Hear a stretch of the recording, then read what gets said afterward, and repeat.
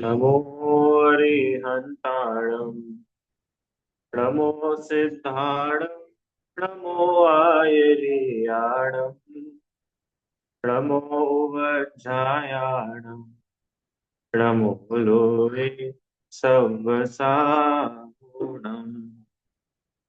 मङ्गलं भगवान् वीरो मङ्गलं गौतमो गणी मङ्गलं कुन्दकुन्दाद्यो जैन धर्मोऽस्तु मङ्गलम् भक्तामर प्रणतमौलिमणिप्रभाणा बुद्ध्योतकं दलितपापतमोदितानं सम्यक् प्रणम्य जिनपादयुगं युगादा बालम्बनं भवजले पततां जनानाम् यः संस्तुतः सकलवाङ्मय तत्त्वबोधा दुद्भूत बुद्धिपटुभिः सुरलोकराते स्तोत्रैर्जगत्प्रीतय चित्तहरेरुदारे तोष्ये किलाहमपि तं प्रथमं जिनेन्द्रम्।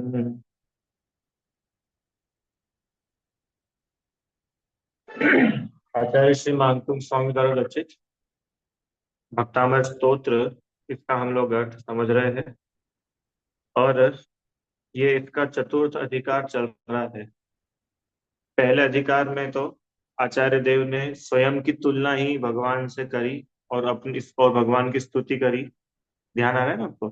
अल्पश्रुतम श्रुतवताम परिहास धाम दुद्भूत बुद्ध, और ये सब पूरी बातें बता करके शुरुआत में, फिर अगले अधिकार में भगवान के गुण आदि के वर्णन करके भगवान की स्तुति करी।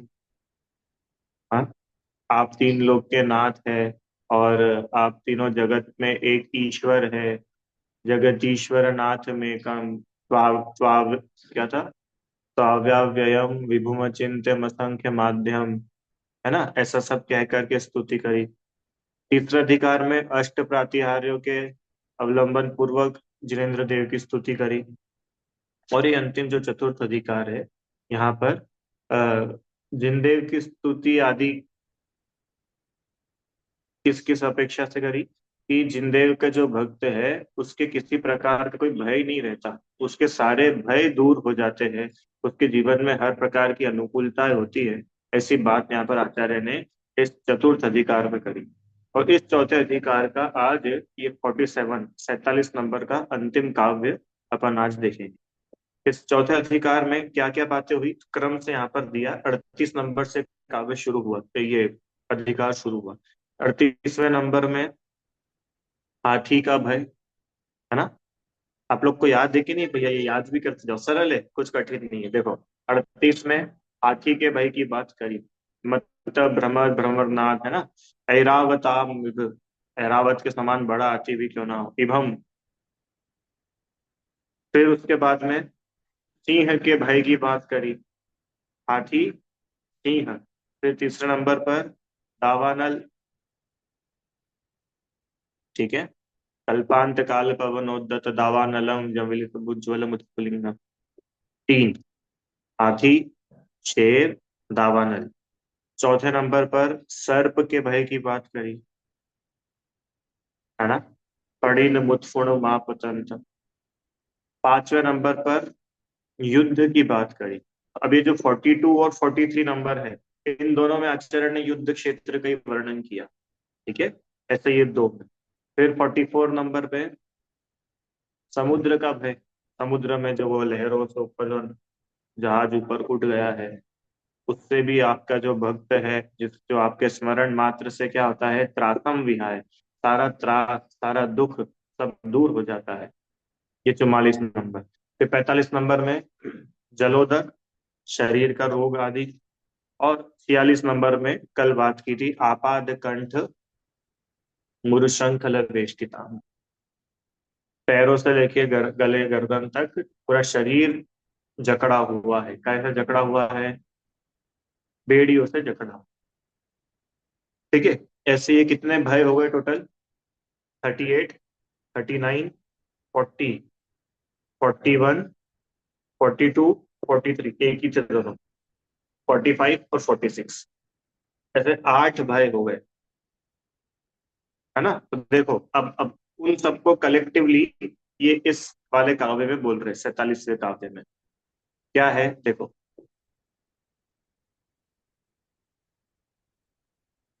मत्तद्विपेन्द्र मृगराज दभान लागी, संग्राम वारिधि महोदर बंधनोत्थम, तस्याशुनाशमुपयाति भयं विएव, यस्तावकं स्तवमिमं मत्तिमानदीते।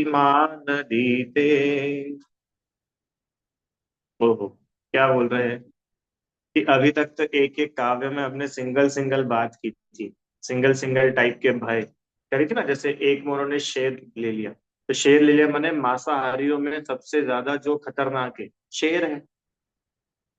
एक में हाथी आ गया, शाकाहारियों में सबसे ज्यादा खतरनाक, सबसे ज्यादा बलवान हाथी है, चलो वो हो गया। एक में सर्प आ गया, विषैले जीव जंतु में सबसे ज्यादा खतरनाक सर्प है, सर्प भी ले गया। ये वाला जो 47 नंबर का है, ये वाला कैसा है? ये तो ऑल इन वन है। ऑल इन वन है मतलब कि आप तो भैया कहाँ एक एक के चक्कर में पड़ोगे। आप तो एक काम करो, 47वें नंबर का पाठ करो, क्यों? इसमें सब निपट जाएंगे। सब आ गए ना इसमें। देखो कैसा आ गया सब, देखो। मत्त द्विपेंद्र। मत्त, मत्त मतलब यही से अपन अर्थ करेंगे, बाद में उसको पढ़ेंगे, सरल है क्योंकि बहुत सिंपल है ये। मत्त मतलब, अब आप लोग ही बताओ, इतने टाइम से अपन पढ़ रहे हैं। मत्त, उन्मत्त, है ना? जो बिल्कुल आउट ऑफ कंट्रोल हो गया है ऐसा। द्विपेंद्र, द्विपेंद्र मतलब होता है हाथी, तो हाथी की बात आ गई। चलो नेक्स्ट। मृगराज, मृगराज मतलब शेर, सिंह, है ना? मृग मतलब अकेला हिरण नहीं, मृग मतलब एक उपलक्षण समझना, सभी पशु, और सभी पशुओं का राजा शेर, है ना? मृगराज। दवानल, दवानल माने जंगल की आग, दावानल, ओके। फिर दवानल अही, दवानल अही लिखा है ना, तो दवानल अही, लास्ट में अही। अही मतलब क्या होता है? सर्प। अही क्षेत्र पारसनाथ, है ना, तीर्थ क्षेत्र, अही क्षेत्र, अही मतलब होता है सर्प। ठीक है।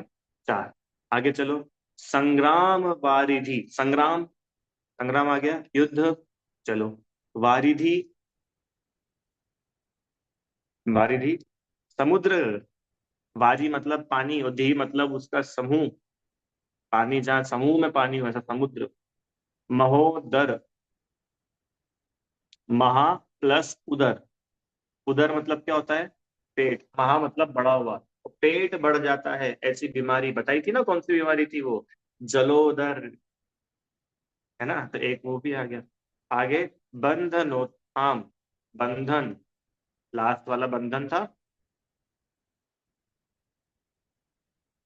अरे समुद्र के बाद अपन ने पढ़ा था ना, आपाद कंठ, बंधन, और उत्थम, उत्थम मतलब उससे उत्पन्न, बंधनोत्थम, बंधन उत्थम, उत्थम माने उससे उत्पन्न। हम सबको मिला लो। उन्मत्त हाथी, सिंह, वन की अग्नि, सर्प, युद्ध, समुद्र, जलोदर, और बंधन, इनसे उत्पन्न, कलेक्टिव। तो बोले भैया ये अच्छा है, कहाँ 38 से लेके 45 तक अलग, 46 तक अलग अलग याद करो, 9 काव्य। इससे अच्छा है 47 नंबर का बोलो, सर्व भय निवारक। कभी भी भय लगे, फटाफट ये वाला बोलना शुरू करो, इसमें सब निपट जाएंगे, है कि नहीं?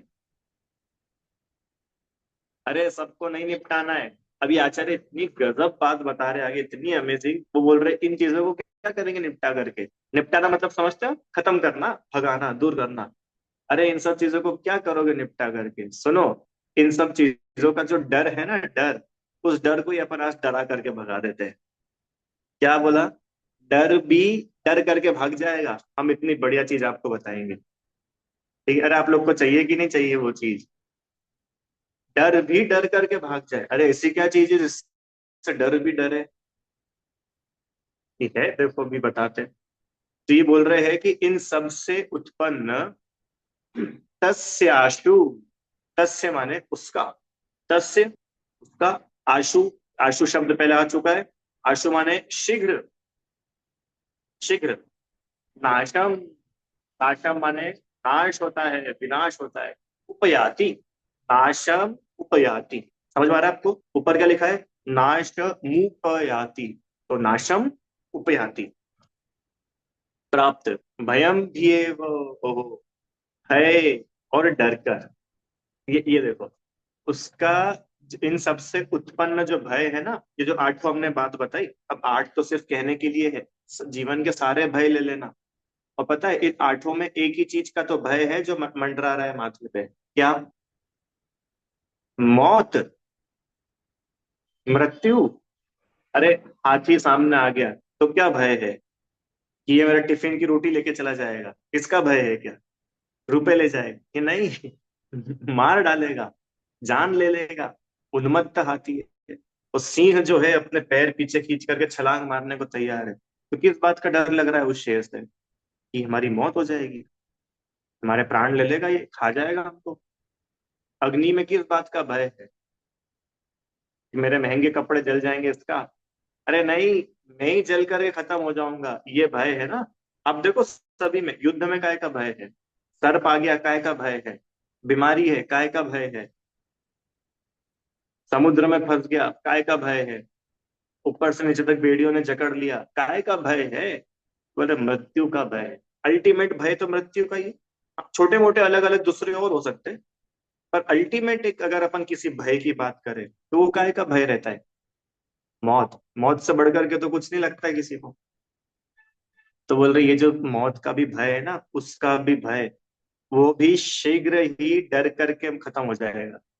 बहुत अमेजिंग लाइन है ये। क्या लिख रहे हैं आचार्य? कि ये जो अलग अलग चीजों के भय हमने बताए ना, आठ, और आठ तो बताए, अब तुम इसे बहुत सारे लगा लेना। और उन सबका एक सरदार है मृत्यु। तो वो मौत का भी जो जिसको भय लगा रहता है, उसका वो भय खुद ही डर करके भाग जाएगा। ऐसा हो सकता है कि भय को भी भय लगता है। तो एक अलंकारिक भाषा है। जैसे आप लोगों ने बहुत बार ऐसे शास्त्रों में पढ़ा होगा, अथवा यूं भी देखा होगा कभी, समाधि किसको बोलते हैं? बोले मरण का ही मरण हो गया, उसका नाम समाधि। माने अब मरण भी नहीं होगा, मरण का ही मरण हो गया, खत्म। ऐसी एक पूजा है बहुत अच्छी, आई थिंक शायद सिद्ध भगवान की है या कोई सी पूजा है। तो उस पूजा में ऐसा लिखा है क्या कि हे भगवान, आपने तो, आपको क्या गजब की भूख लगी, समझ लो आपका। हे भगवान, आपको क्या गजब की भूख लगी कि आपने भूख को ही खा लिया। आपने भूख को खा करके भूख को खत्म कर दिया। आपने प्यास को ही पी करके प्यास को ही खत्म कर दिया। आया आपको समझ में वो कैसे, किस तरीके से भक्ति है? ऐसे ही प्रयोग श्रीमद जी ने भी किया। क्रोध के प्रति क्रोध, मान के प्रति मान, माया के प्रति माया, लोभ के प्रति लोभ। क्रोध, क्रोध को भगाना है, कैसे भगाओ? क्रोध को फटकार करके भगा दो। माने क्रोध के प्रति क्रोध। किसको समझ में आ रहा है ये? आप आंटी जा रहे हैं समझ में? हाँ, गुस्सा करना नहीं है, वो एक तरीका है बतलाने का कि हाँ, कोई भूख नाम की कोई चीज नहीं है जिसको खाया जा रहा है। खा तो रहे हैं भोजन को ही, पर वहां पे लिखा कि हमको तो आपके जैसी भूख चाहिए। कैसी भूख? कि आपने भूख को ही खा लिया। आपने उस भूख को ही भोजन बना के खत्म कर दिया कि अब तो भूख ही नहीं लगेगी। भगवान का है ना, भगवान को भूख प्यास लगती है क्या? नहीं लगती। क्षुधा तृषा सब दोषों से मुक्त है कि नहीं? तो ऐसे यहाँ पे लिखा कि जो भय है, वो भय भी भयभीत होकर के भाग जाएगा, विनाश को प्राप्त हो जाएगा। किसके? किसके? किसके? तो बोल रहे यस्तावकम, यह जो, स्तावकम, तवम, तावकम माने आपके, यह तावकम माने जो आपके, स्तवनम इमम, स्तवम, स्तवन एवं इस अतिमान बुद्धिमान अधीते पाठ करता है। देखो अब बहुत अच्छी बात, किसके सारे भय भाग जाएंगे? किसके सारे भय भाग जाएंगे? कि जो आपके, जो बुद्धिमान, नोट किया जाए, बुद्धिमान के भागेंगे, बुद्धू के नहीं भागेंगे। तो भैया बुद्धिमान कौन है, लिखा ना मतिमान। कौन है ये मतिमान, अभी पढ़ेंगे अपन। तो जो बुद्धिमान, जो मतिमान आपके इस स्तवन का पाठ करता है। अंत में आ गए ना आचार्य, पाठ कर। अब देखो यहाँ पे आपको थोड़ी टोन चेंज लगेगी। अभी तक आचार्य ने क्या यूज किया था, कि जो आपके आश्रित है, जो आपका स्मरण करता है। अभी तक ये टोन चल रही थी, और अब क्या बोल रहे हैं आचार्य, कि जो इस स्तोत्र का पाठ करता है ना। क्यों? क्योंकि अब बिल्कुल फिनिशिंग पे ही है ना, तो बस 47 ही आ गया, और अगला काव्य तो आखिरी है। अब तो वो बिल्कुल कॉम्प्रिहेंसिव, एक उपसंहार जैसा मानो। ऐसा लिख रहे हैं कि भैया अब ये पूरा हमने 46 काव्यों में आपकी स्तुति तो करी है। अब अंत में और क्या बोले, अब ये जो पूरी स्तुति करी है ना, इस स्तुति का ही जो पाठ करे, मतलब इसी को जो अपने जीवन में उतारे, उसके सारे भय भय खा करके भाग जाते हैं, उस बुद्धिमान के। ठीक है। तस्याशु नाश मुपयाति भयम ज्ञेव, उसके भी शीघ्र भय, डर करके विनाश को प्राप्त हो जाता है। देखो अभी तक भी सारी यही बात की थी, वहां पे उन्होंने कहीं भी ये नहीं लिखा क्या, कि शेर भाग जाएगा, हाथी भाग जाएगा, आग बुझ जाएगी। वहां सब जगह ये आया कि वो जो भय है, वो भय चला जाएगा। आग बुझेगी कि नहीं बुझेगी? अरे तो जब भय ही नहीं है, अब आग रहे या नहीं रहे, क्या दिक्कत है? आया समझ में? हाँ। मेन फ्यूज, सबसे ज्यादा दुख अगर किसी चीज का है, तो वो है उस भय का, जो खुद की कषाय है उसका दुख है, संयोगों का दुख नहीं है। वो तो संयोग निमित्त है। अब जब यहाँ पर ही कुछ काम नहीं होगा, तो वो निमित्त क्या करेंगे? अगर ईंधन ही नहीं होगा, तो लकड़ी, माचिस, ये सब क्या करेंगे? आया ना समझ में? तो वो आचार्य ने मेन वो जो जड़ है ना, उस जड़ को ही पकड़ लिया। क्या है जड़? ये भय, कषाय।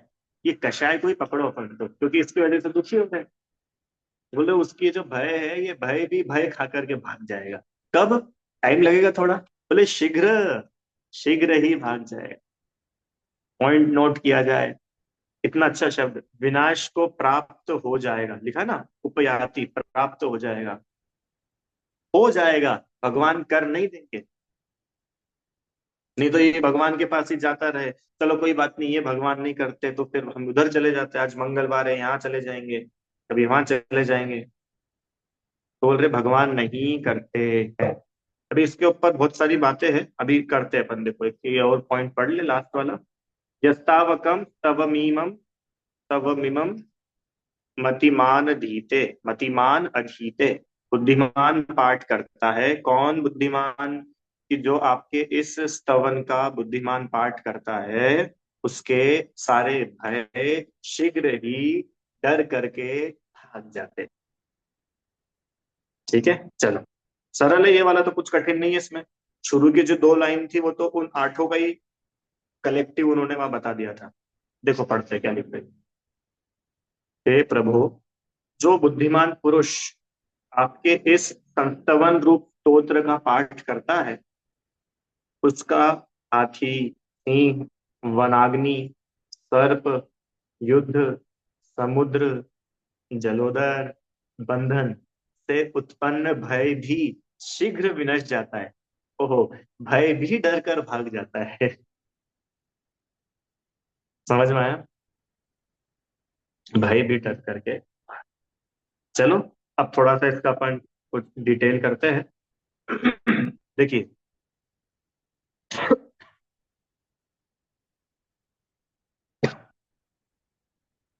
अभी जो लिखा है ना, उसके भय भी डर करके भाग जाता है। अब इसके पीछे का आप लॉजिक समझिए, ये होता है क्या एक्चुअली, सिस्टम क्या है। जय श्री आंटी जी। सिस्टम ये है कि जो भी व्यक्ति, जो भी भक्त शुद्ध हृदय से, निष्काम भाव से जिनेंद्र भगवान की स्तुति, पूजा, वंदना आदि करता है, उसके मंद कषाय होती है, समझना। और उस मंद कषाय के फल में क्या होता है, उसको पुण्य बंधता है। और सुनो एक और अच्छी बात, अकेला पुण्य ही नहीं बंधता, जो पूर्व के पाप थे ना बंधे हुए, वो पाप भी पुण्य में संक्रमित हो जाते हैं। संक्रमित क्या होते हैं भैया, संक्रमित मतलब कन्वर्जन, कन्वर्जन हो जाता है। ये करना योग का आपको बता रहा हूँ मैं सिस्टम, क्या सिस्टम है। सिस्टम ये है कि जो जीव जिनेन्द्र भगवान की शुद्ध विशुद्धि से स्तुति आदि करता है ना उत्कृष्ट रूप से, वो पुण्य तो बांधता ही बांधता है, उसमें तो कोई बात ही नहीं है। वे तो बोल रहे पूर्व के बांधे हुए जो पाप है, वे पाप भी क्या होते हैं, टल जाते, टल जाते मतलब कि वो पाप भी पुण्य में संक्रमित हो जाते। आया समझ में, माने कोई बीमारी आने वाली है, अभी एग्जाम्पल समझो, कोई भी पाप का उदय आने वाला है, तो वो पाप का उदय आया, उसके पहले ही क्या हुआ, उसका मोड बदल गया, अब वो पुण्य रूप में फल देगा। भैया ये बढ़िया बताया आपने। हम एक काम करेंगे, पूरे साल भर पाप करेंगे और 31 दिसंबर को एक बढ़िया पाठ कर लेंगे तो साल भर का सारा पाप पुण्य में कन्वर्जन, संक्रमण हो जाए। ये अच्छा है। कौन सी चीज है भैया, कौन सा मंत्र बोलना पड़ेगा कि तुम्हारा तो बचा वो पुण्य भी पाप में हो जाएगा तुम ऐसे उल्टे काम करोगे तो। अरे हमने बोला तो जो निष्काम भक्ति करता है, जिसके अंतरंग में पुण्य पाप की कोई चाह ही नहीं रही, ऐसा भक्त, क्योंकि पता है जिसके अंदर में पुण्य पाप के लिए है उपा, ये ऐसी बुद्धि है ना कि पुण्य तो अच्छा और पाप बुरा, पुण्य कर लूं पाप छोड़ दूं, उसके तो अभी आश्रव तत्व की भूल चल रही है। वो जीव बुद्धिमान थोड़ी है। बुद्धिमान तो कौन होगा, बुद्धिमान कौन होगा, बुद्धिमान होगा सम्यक दृष्टि ही। बुद्धिमान कौन होगा, कि बुद्धिमान होगा जिसमें को भगवान की आस्तिकता है, जो आस्तिक है ना आस्तिक, वो है मतिमान, वो है बुद्धिमान। और जिसको भगवान में श्रद्धा नहीं है, वो गाय का मतिमान, वो तो मूड है। हम्म। और अच्छा मुझे बताओ, ये कैसा न्याय है कि अपन तो अपराध करो और भगवान को आकर के अपन सॉरी बोल दो, उनकी खूब पूजा करो, खूब विधान कर लो, उनको खूब अपन मक्खन लगा दो, और भगवान अपने अपराध माफ कर दे। व्यक्ति ये चाहता है कि नहीं चाहता, अच्छा बताओ। पूरी दुनिया में लोग यही तो चाह रहे हैं, और क्या कर रहे हैं, हे भाई भगवान हमको बचा लेना, हे भगवान हमको बचा लेना, हे भगवान बस इस बार बचा लेना। बोलो, जैनों की बात नहीं कर रहा हूँ, सभी जगह यही चलता है।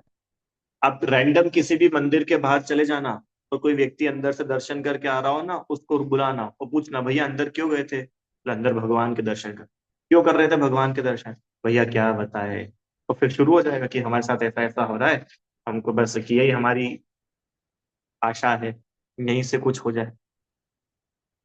माने व्यक्ति, देखना इंपॉर्टेंट, व्यक्ति पाप के फल से बचना चाहता है, और पाप परिणाम से नहीं बचना चाहता। उसको बोले तू रात्रि भोजन छोड़ दे, हे नहीं भैया वो नहीं कर पाएंगे। तू जमीकंद छोड़ दे, तू पांच पाप छोड़ दे, तू सात व्यसन छोड़ दे, तू सदाचार अपना ले, तू शाकाहार अपना ले, नहीं नहीं नहीं भैया वो नहीं कर। ये सब करते करते मेरे जीवन में कैसे शांति आ जाए, आप तो वो बताओ। मैंने मैं तो नहीं सुधरूंगा क्या मैं तो नहीं सुधरने वाला। हाँ, अब अगर मैं ऐसा हूं और अगर मैं ऐसा आपको एक्सेप्टेड हूं, अब मेरे जीवन को आप सुखमय बना सको, तो मैं आता हूं आपके पास। आप तो पैसे बोलो कितने पैसे लगेंगे, 11,000, 51,000, 1 लाख, 1.25 लाख, 1.5 लाख, 51 लाख। पैसे की कमी नहीं है ना, क्योंकि वो तो पाप कर करके खूब कमाई चुका हूं मैं। आप तो पैसे ले लो। आप समझ रहे हो, ये दुर्दशा, ये किसी और की बात नहीं, अपन लोगों की बातें है। कोई व्यक्ति आए 51 लाख रुपए का दान देने के लिए, और उसको ये बात बोलना कि एक काम करो दान वान तो रहने दो, तुम कमाई करना छोड़ दो, बहुत कलेजा चाहिए बोलने के लिए अकेला। राजू आंटी, मान के चलो उदाहरण है, हाइपोथेटिकल एक उदाहरण, मैं अपना आश्रम बना रहा हूँ, वैसे तो नहीं है जरूरत, अपना घर है, मैं एक अपना खुद का आश्रम बना रहा हूँ। तो मेरे पास कोई व्यक्ति आए, भैया हमको दान देना है, भैया हमको, अरे अरे सेठ जी आओ आओ आओ आओ। सेठ जी के लिए व्यवस्था, सेठ जी के लिए चाय, सेठ जी के लिए बढ़िया एसी रूम, सब सब सब। हाँ बताओ सेठ जी क्या हुआ। सेठ जी, हमको थोड़ा दान है, 51 लाख का दान। हाँ हाँ बिल्कुल बिल्कुल। अच्छा है, खूब आशीर्वाद, खूब तरक्की करो। तो है तुम में इतना जिगर कि वो सेठ जी को बोल पाओ कि सेठ जी दान वान छोड़ो, तुम तो दुकानदारी बंद करो, आ जाओ हमारे आश्रम में हमारे साथ रह लेना।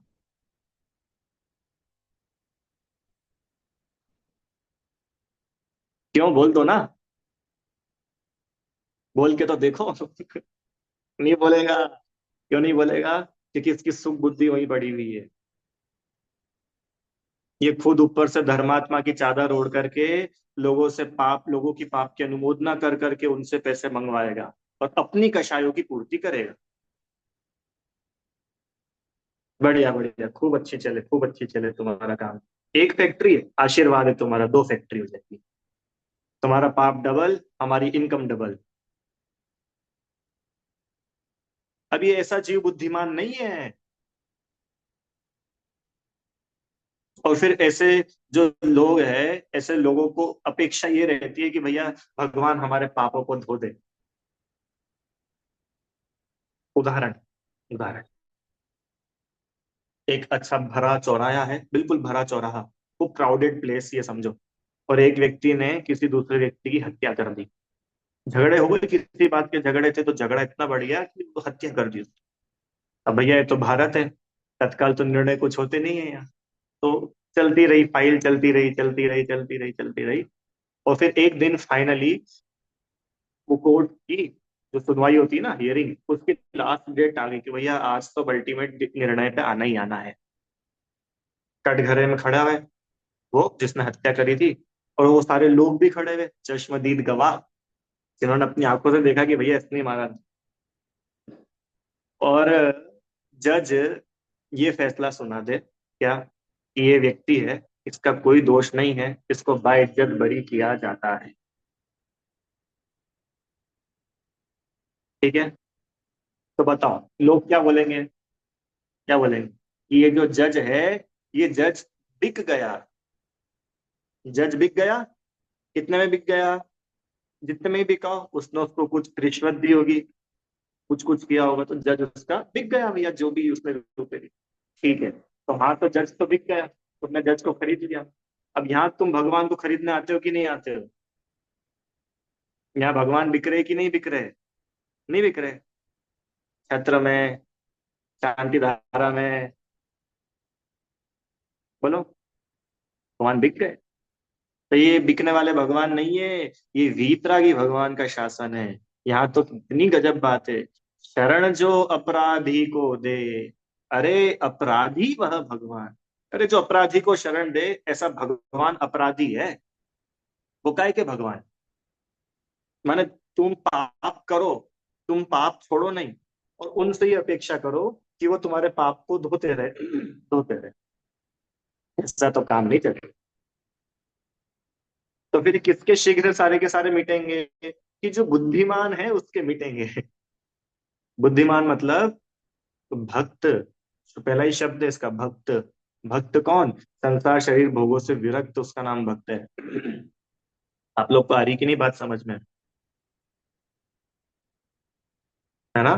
तो ये बिल्कुल भी मान्यता अपने अंदर अगर कहीं कोने में भी बैठी हो, तो उसको बहुत अच्छे से निकाल देना चाहिए। क्या? कि हम पाप करें और ऊपर वाला, ऊपर कोई बैठा हुआ है, वो हमारे सारे पापों को, गुनाहों को माफ, क्यों, क्या बोलते, कितने 7 गुनाह तो वो भी माफ करता है, कितने होते? 7, 7 बोलते। हाँ। अरे कोई कुछ नहीं होता है। अरे वो होते कौन है माफ करने वाले और सजा देने वाले? प्रत्येक जीव अपने परिणामों का स्वयं करता धरता है। No one can do for anyone else. कोई किसी दूसरे के लिए कर ही नहीं सकता। हाहाकार मच जाएगा ये 3 लोक में अगर एक दूसरे का करने लग गया तो। अब इसी से एक चीज और, कि भैया हमारी अम्मा जी है, अम्मा जी तो बिल्कुल बिस्तर पे है, अम्मा जी बिल्कुल बिस्तर पे है, उठ भी नहीं पा रही है। अम्मा जी की तरफ से हमने फलाने फलाने तीर्थ क्षेत्र पे क्या करा, एक शांति विधान रखवाया है। इससे क्या होगा? अम्मा जी के स्वास्थ्य में सुधार आ जाएगा। आ जाएगा कि नहीं आ जाएगा? बिल्कुल भी नहीं आने वाला। ये करके तो कम से कम नहीं आएगा। क्यों? बीमार अम्मा जी हो रही है, पूजा तुम करो, और तुम भी क्या कर रहे हो? पूजा की फुर्सत तो तुम्हारे पास भी नहीं है, तुम तो सिर्फ पैसे दे रहे हो। कर तो वो पंडित रहा है वहां पे, जो पुजारी है वो वहां पर सारे कार्यक्रम करेंगे। आप तो सिर्फ उसको रसीद कटा करके आ रहे हो। और what you are expecting in return? क्या एक्सपेक्ट कर रहे हैं हम? अम्मा जी की तबीयत ठीक हो जाए। ये कैसे संभव है? ये तो बहुत इलॉजिकल बातें नहीं है ये। हम्म। अरे इतनी बातें तो ये अब ज्यादातर लोग ही यही समझते हैं। आप लोगों ने ओ माय गॉड मूवी देखी कि नहीं देखी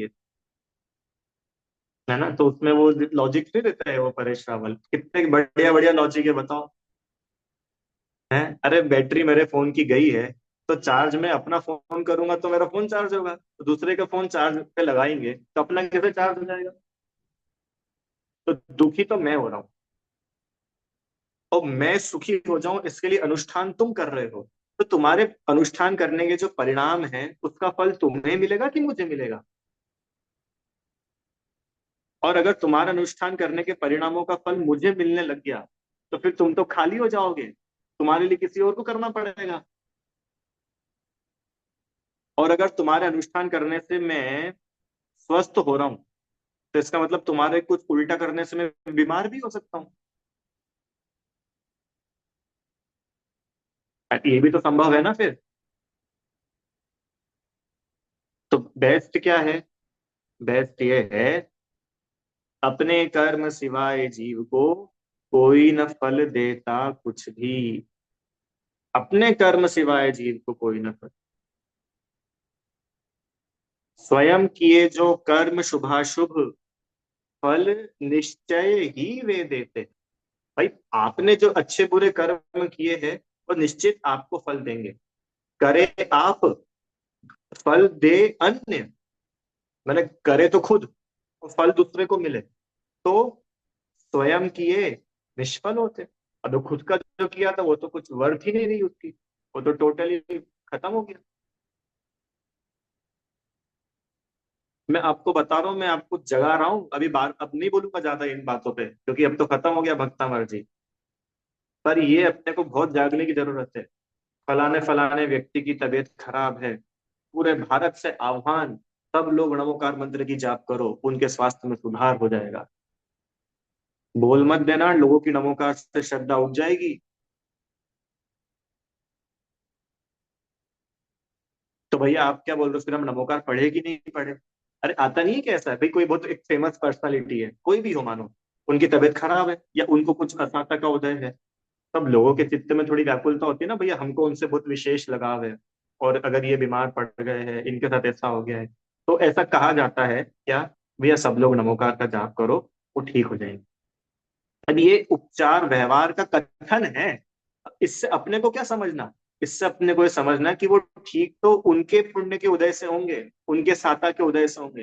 हाँ, हमारे परिणामों में जो ये उतार चढ़ाव चल रहे हैं ना, हमारे में जो ये आकुलता हो रही है, उनके बीमार हो जाने की खबर सुन के, ये हमारी आकुलता जरूर शांत हो सकती है अगर हम पंच परमेष्ठि का स्मरण करें तो। अब ये अपनी ड्यूटी है समझने की। नहीं आया समझ में? हम्म?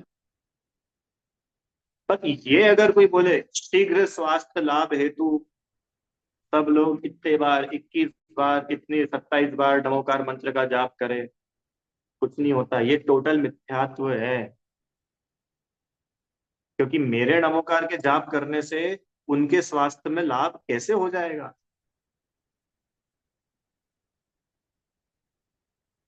उनके स्वास्थ्य का लाभ तो उनके वेदनी कर्म, साता वेदनी के उदय से होगा, असाता का हट जाने से होगा। और कर्णानुयोग मतलब बिल्कुल तौल काटा। नो वन कैन चैलेंज कर्णानुयोग, नो वन कैन चैलेंज कर्म सिद्धांत, नॉट इवन सर्वज्ञ भगवान।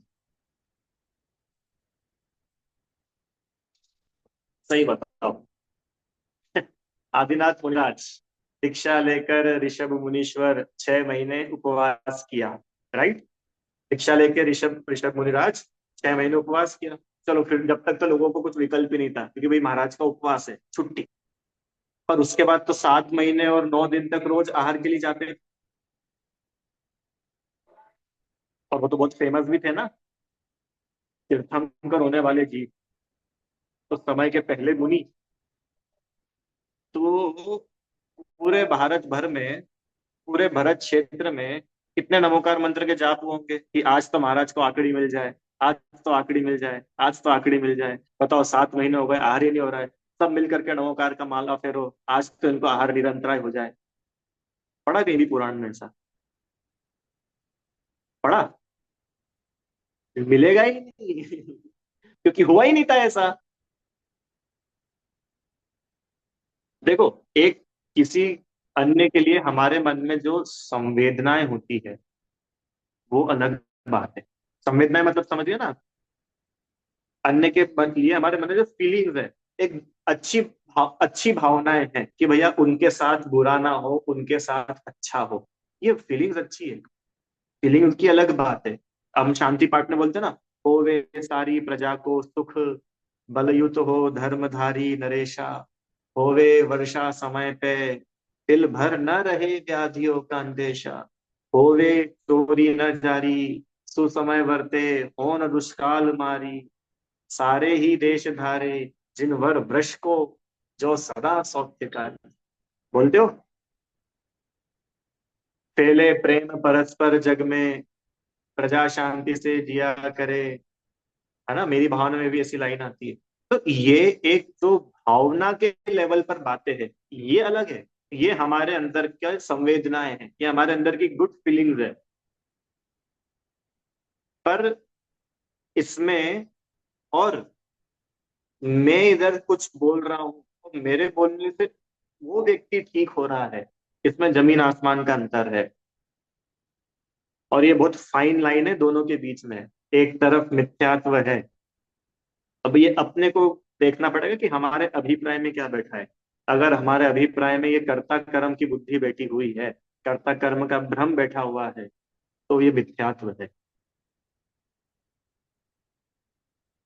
अब क्या बोले, ज्यादा नहीं कह सकते, पर आप सब समझदार हो, सब समझना।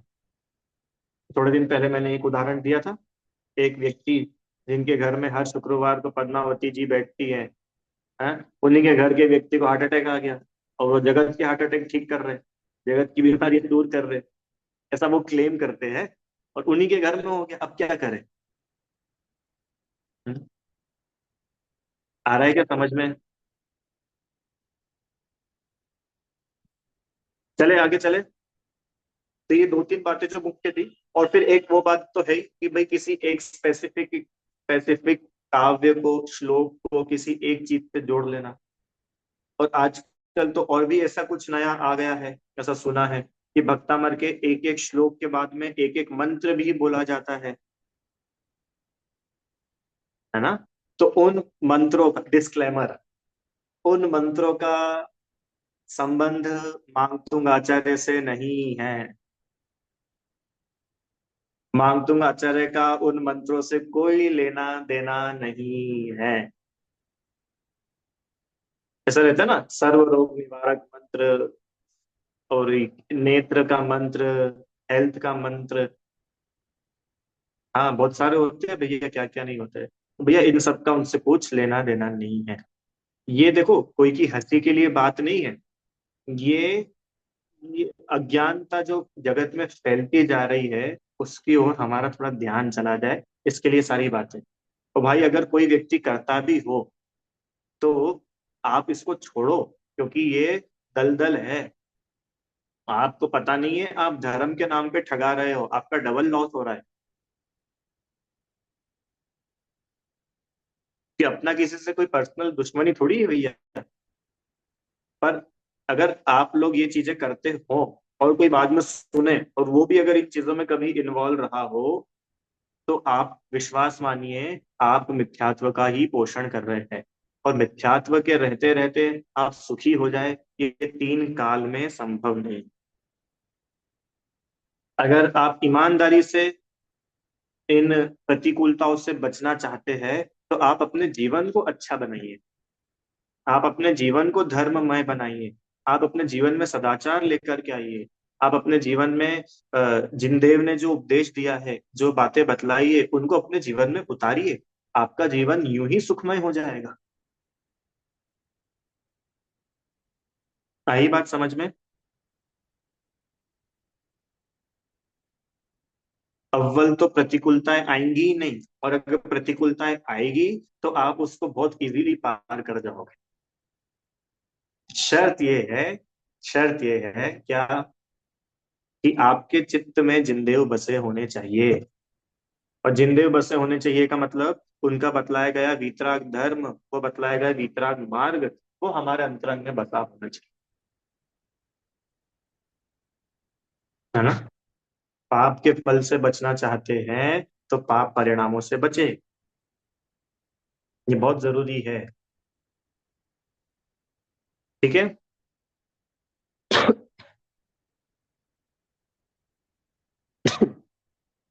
समझ में आया ना भैया सबको?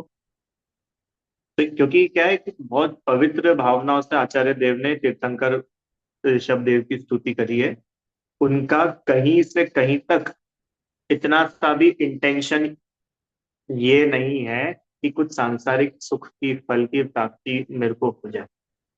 और देखो, कहीं कहीं सुनी सुनाई बात नहीं है, 47 काव्य तो अपन लोग पढ़ ही चुके। एक भी काव्य में अगर ऐसा आपको लिखा मिल जाए तो आप बताना।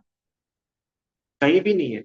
और हमने आपको वो तरीका भी बताया ना, कि अगर कहीं पर लिखा हुआ हो भी, तो भी इससे अपने को ये समझना चाहिए कि वास्तव में भगवान करते नहीं हैं, उनकी भक्ति आदि के निमित्त से मंद कषाय होती है, विशुद्धि होती है, उससे पुण्य का बंध होता है, और उस पुण्य के फल में लौकिक अनुकूलताएं मिलती है। तो भैया फिर भगवान से हमारा कुछ मतलब ही नहीं रहा। क्यों? भगवान जब कुछ करते धरते ही नहीं है, तब काहे के लिए जाए भगवान के पास? नहीं नहीं, भगवान से बहुत चीजें मिलती है। उनसे अपना प्रयोजन निकलता है। प्रयोजन समझते हो? अपना मतलब निकलता है। क्या निकलता है भैया भगवान से मतलब? देखो बताते हैं क्या निकलता है। समय अपने पास है अभी थोड़ा, उसको पढ़ते हैं। एक बहुत अच्छा प्रकरण है।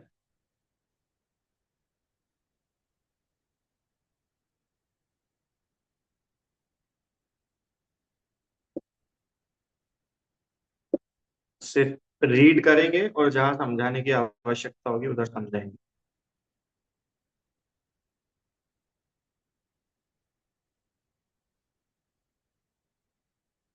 दिख रहा है? हम्म? मोक्ष मार्ग प्रकाशक, पेज नंबर है 6, 6 नंबर पेज। मंगलाचरण के बाद में वहां पर उन्होंने लिखा, अरहंत आदि से प्रयोजन सिद्धि।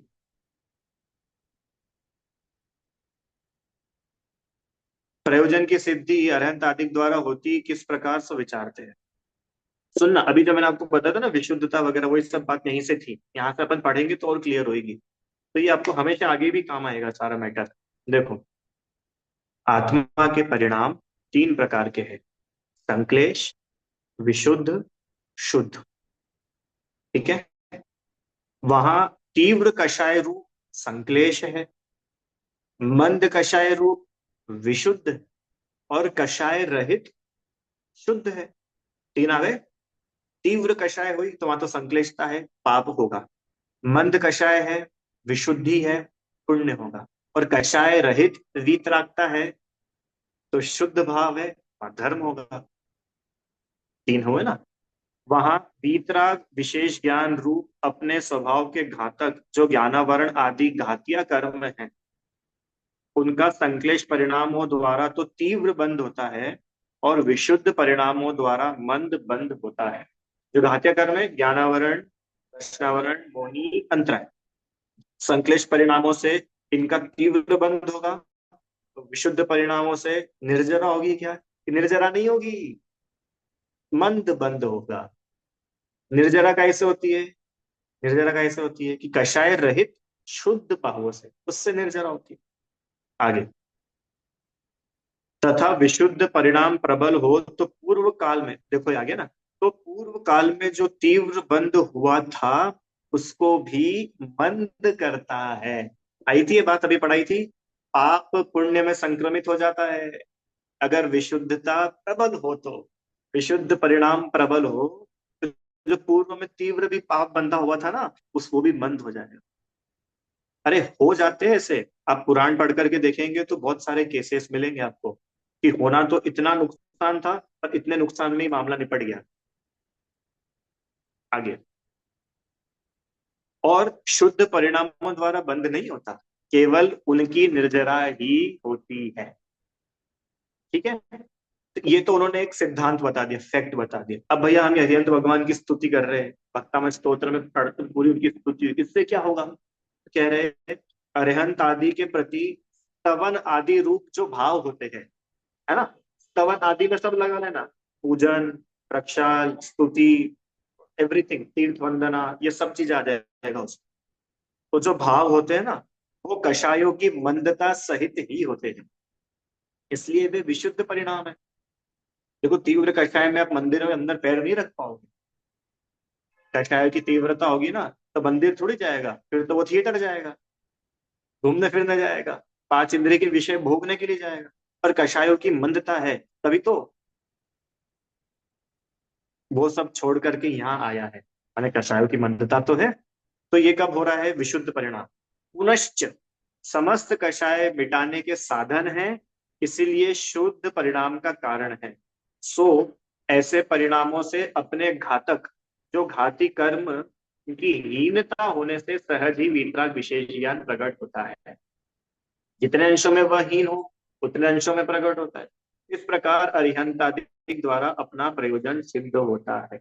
ये है असली प्रयोजन। अगर भगवान के यहाँ पर आकर के कुछ चाहिए भी ना, तो क्या चाहिए? कि जो हमारे घाती कर्म जो रियल में हमारे स्वभाव का घात कर रहे हैं, थोड़ा इनमें कुछ कंसेशन हो जाए तो अच्छा। आया समझ में? और अपन पता है जिन चीजों के पीछे परेशान होते रहते हैं, दुखी होते रहते हैं और चाहते कि भगवान के पास आने से वो मिट जाए, वो तो सब अघाती कर्मों की व्यवस्था है, नाम कर्म की व्यवस्था है, वेदनी कर्म की व्यवस्था है, संयोगों की व्यवस्था है। अभी आगे वो लिखने वाले क्या, उनसे तो कुछ विशेष प्रयोजन की सिद्धि नहीं होती है। देखो पढ़ाएंगे आगे, बहुत अच्छा है। आगे। अथवा अरहंत आदि के आकार का अवलोकन करना। ओहो, आकार का अवलोकन करना मतलब? आप लोग करते हो भगवान के आकार का अवलोकन? नहीं करते? अरे रोज तो करते हो, दर्शन करना क्या है? अरे हाँ, ऐसा थोड़ी आकार का अवलोकन कोई इंची टेप लेकर के गए और देख रहे हैं कितने फीट की प्रतिमा है। आकार का अवलोकन मतलब ये सामने जो जिन बिंब विराजमान है, आह क्या सुंदर रूप है, क्या वीतरागता झलक रही है, यह है आकार का अवलोकन करना। ठीक है। या स्वरूप विचार करना, या वचन सुनना, या निकटवर्ती होना, या उनके अनुसार प्रवर्तन करना। चार पांच बातें बता दी। आगे। इत्यादि कार्य तत्काल ही हो, निमित्त भूत होकर रागादिक को हीन करते हैं। तत्काल। आचार्य ने तत्काल के लिए कौन सा शब्द यूज किया था? जल्दी बताओ, मानतुम स्वामी ने। शीघ्र। आशु। आशु। आया था ना वो शब्द कि तत्काल ही। अब देखो तत्काल कैसे हुआ कि भाई जिस जो अरहंत आदि का आकार का अवलोकन, उनका स्वरूप विचारना, उनके वचन सुनना, निकटवर्ती जैसा उन्होंने कहा उस अनुसार प्रवर्तन करना, ये तो तत्काल ही क्या होगा? रागादिक को हीन करेंगे। और अपन यही तो चाहते, अल्टीमेट पर्पस क्या है? रागादिक कम हो, कषाय घटे। ये अपना रियल प्रयोजन फुलफिल होता है भगवान की स्तुति आदि करने से। आ रहा है आप लोग को समझ में? भगवान की पूजन, स्तुति, विधान, भक्ति, भजन, तीर्थ यात्रा, दर्शन, जितने भी सब अपन काम करते हैं ना, इन सबका एकमात्र उद्देश्य जो हमारे भलाई के लिए है, वो ये है हमारे कषाय घटे। क्योंकि दुनिया में कषायों को बढ़ाने के साधन तो ढेर सारे हैं, वहां भी कषाय बढ़ रही है, यहाँ के भी हम हमारी कषायों को ही बढ़ा रहे हैं, तो फिर क्या स्पेशल हुआ, क्या विशेष हुआ? इसलिए यहाँ कह रहे हैं, क्या कह रहे हैं? रागादिक हीन करते और जीव अजीव के विशेष ज्ञान को उत्पन्न करते हैं, सम्यक दर्शन। इसलिए ऐसे भी अरिहंत आदि द्वारा वीतराग विशेष ज्ञान रूप प्रयोजन की सिद्धि होती है। दो, आगे चलो तीसरा।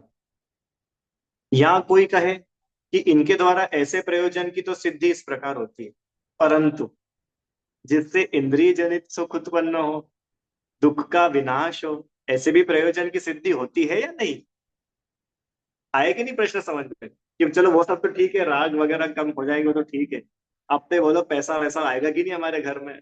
छप्पर फाड़ करके कुछ बरसेगा कि नहीं बरसेगा, ये तो बतलाओ थोड़ा।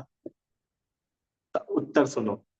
जो अरहंत आदि के प्रति स्तवन आदि रूप विशुद्ध परिणाम होते हैं, उनसे अघातीय कर्मों की साता आदि पुण्य प्रकृतियों का बंध होता है। ओके, ये किसी को समझ नहीं आया तो फटाफट पूछना। और यदि वे परिणाम तीव्र हो, कौन से परिणाम? कि वो जो उनके स्तवन आदि रूप जो विशुद्ध परिणाम है ना, अगर वो तीव्र विशुद्धि हो, बिल्कुल जबरदस्त विशुद्धि हो, तो पूर्व काल में जो असाता आदि पाप प्रकृतियों का बंध हुआ था, उन्हें भी मंद करता है, फर्स्ट पॉइंट।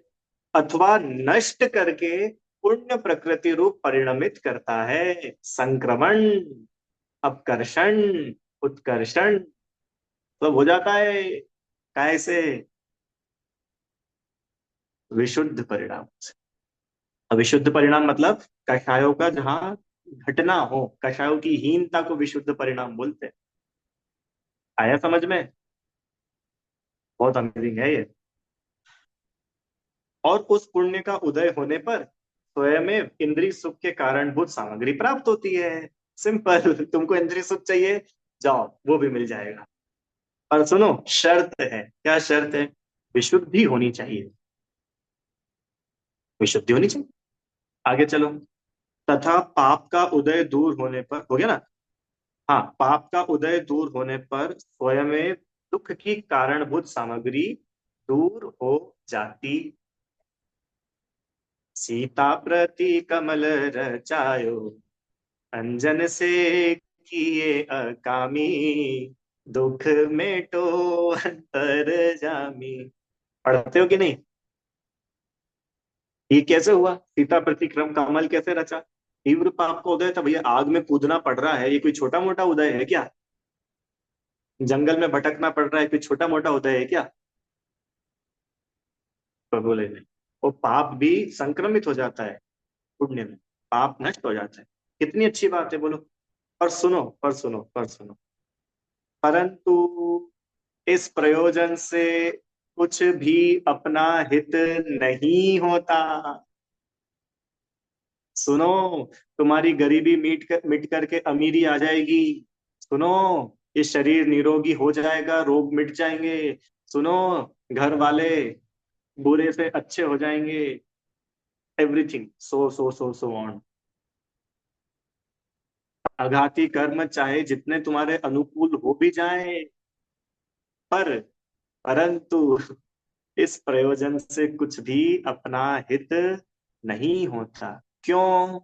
क्योंकि यह आत्मा कषाय भावों से बाह्य सामग्रियों में इष्ट अनिष्टपना मानकर स्वयं ही सुख दुख की कल्पना करता है। ओ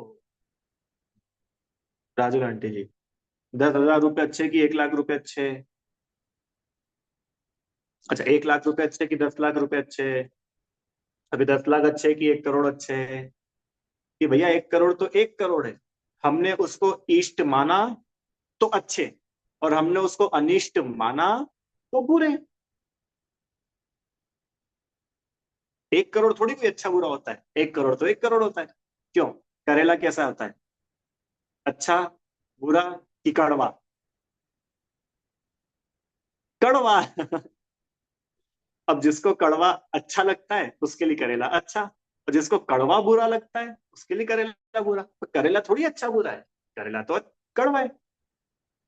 ये लिख रहे पंडित जी यहाँ, क्या लिख रहे हैं? कि आत्मा कषाय भावों से, कषाय भाव समझ गए ना, वही राग द्वेष, उन कषाय भावों से बाह्य सामग्रियों में इष्ट अनिष्टपना मानकर, मानकर नोट किया जाए, मानता है वो इष्ट अनिष्ट है नहीं, इष्ट अनिष्टपना मानकर स्वयं ही सुख दुख की कल्पना करता है। और सुनो, सुख दुख भी नहीं हो रहा है, सिर्फ कल्पना है चल रही है, ओनली कल्पना।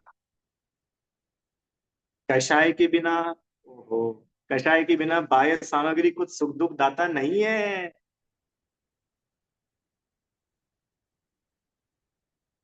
सही बताओ। देखो जैसे अपन यहाँ बैठे ठीक है, और अपने सामने कोई ऐसे 1 लाख रुपए की गड्डी फेंक करके चला जाए, अपने को क्या लगेगा? 1 लाख रुपए, मजा आ गया। ठीक है, चलो। और ऐसे ही 1 लाख रुपए की गड्डी कोई मुनिराज के सामने रख दे, अब महाराज जी को क्या लगेगा? कुछ नहीं, नॉर्मल। क्यों? वही तो 1 लाख रुपए है।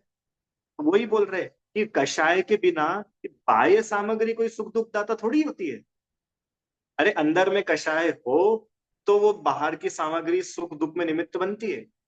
अंदर में कषाय नहीं है, अब तुम 1 लाख रुपए रखो कि सोना चढ़ाओ कि चावल चढ़ाओ, अरिमित्र महल मसान कंचन काज, निंदन स्तुतिकरण, अर्घावतारण, असी प्रहारण, है सदा समता धरण। हमको तो समता है, क्यों? अंदर कषाय नहीं है। कषाय हो तो हमको कुछ अच्छा बुरा दिखे? सही बताओ। राजा श्रेणिक विलेन है कि नहीं? है भैया, बताओ। महाराज जी के ऊपर सांप डाला उसने, क्रूर आदमी। और रानी चेलना, हाँ वो बहुत अच्छी। तो अपने लिए राजा श्रेणिक बुरे, रानी चेलना अच्छी। चलो, यशोधर मुनिराज के पास चलते हैं। महाराज जी बताओ, कौन विलेन कौन हीरो? दोनों ही एक समान। धर्म वृद्धि। तो क्यों? इसने उपसर्ग किया था ना, तो इसको तो आप श्राप दे दो, और इसने उपसर्ग दूर कराया, इसको आप आशीर्वाद। बोले नहीं, हमारे अंदर ऐसा राग द्वेष हो, भेदभाव हो, तो श्राप और आशीर्वाद होएगा? है ही नहीं। आपको पॉइंट समझ पा रहे हो? वो मेन तो अपना भला काय में है, कि संयोगों के मिलने दूर होने में अपना भला बुरा नहीं है। रियल हमारा भला है कषायों के घटने में, और हमारा असली नुकसान है इन कषायों के बढ़ने। इसका नाम है मोक्ष मार्ग, इतना सा। अब बाहर दुनियादारी में कुछ भी चलता रहे, चलने दो, क्या जा रहा है। बस ये पूरे टाइम चेक करते रहना कि अपनी कषाय घट रही है कि बढ़ रही है। तथा कषाय है सो सर्व आकुलतामय है, इसलिए इंद्रिय जनित सुख की इच्छा करना और दुख से डरना यह भ्रम है। अब तुम बताओ, तुमने भक्तामर का पाठ क्यों पढ़ा था? क्या इसके लिए पढ़ा था? अगर इसके लिए पढ़ा हो तो सुनो, तुम तो भ्रम में रह लिए बेटा। तुम भ्रम में थे। क्यों भ्रम में थे? क्यों भ्रम में थे? भ्रम में इसलिए थे कि जिन इंद्रिय सुखों को तुम सुख मान रहे हो, ये असली में सुख है ही नहीं। और जिन दुखों से तुम डर के भाग रहे हो ना, ये दुख कोई दुख ही नहीं।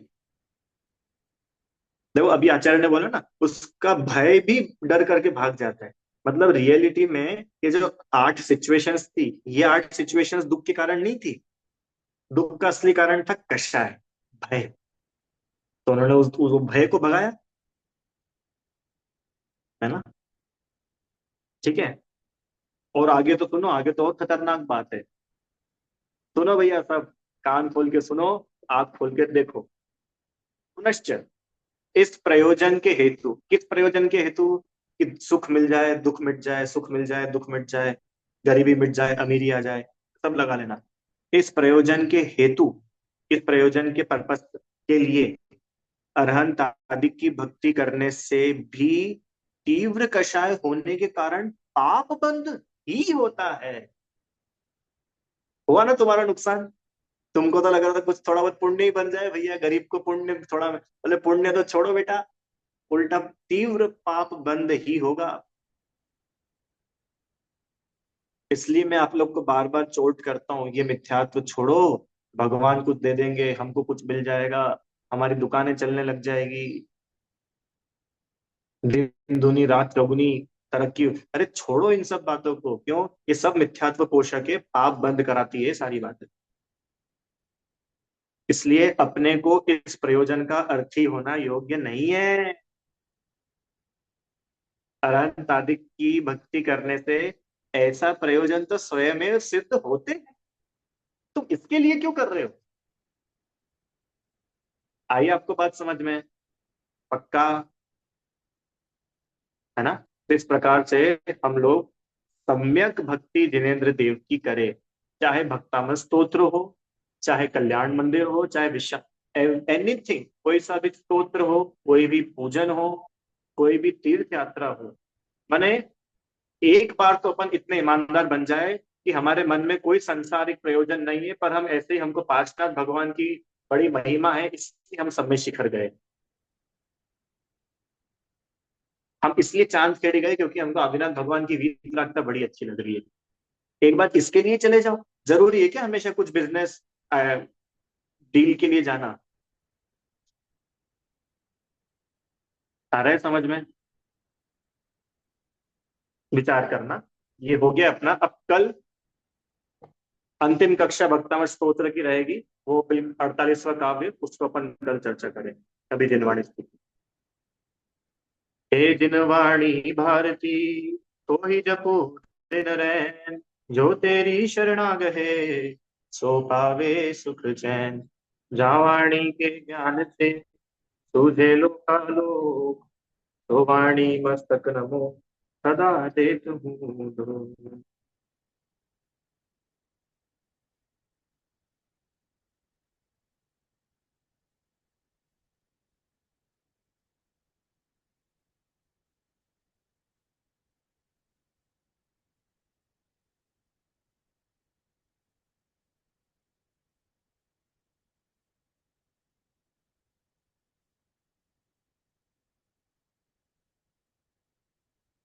जय बोलिए द्वादशांग में जनवाणी माता की जय हो।